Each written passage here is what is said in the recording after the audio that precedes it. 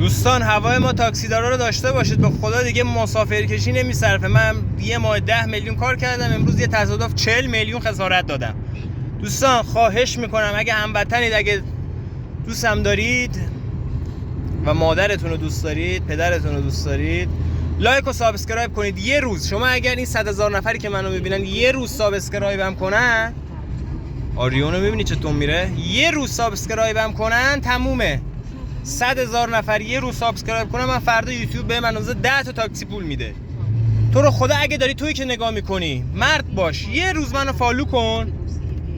به قرآن اگه تو منو فالو کنی این 100,000 نفری که امروز بچه این چیه ها؟ بذار من اینو پوشی کنم. این پرچمه ها.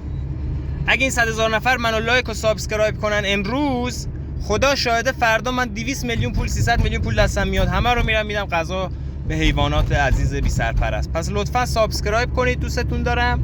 فعلا این دوربینا بچه‌ها من الان خیلی تند و زود اومدم، به قرآن الان جریمه میکنه، چون این دوربین تا اون دوربین دیگه چی شده میفهمن و چی بهش میگن فلان کارو میکنه. یعنی رفتیم تو در دیوار.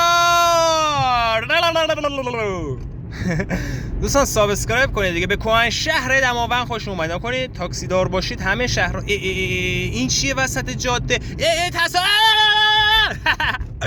دوستان سابسکرایب کنید دیگه. من شما رو این همه میخندونم، به قرآن اگه این 100,000 نفری که الان دارن این ویدیو رو میبینن همین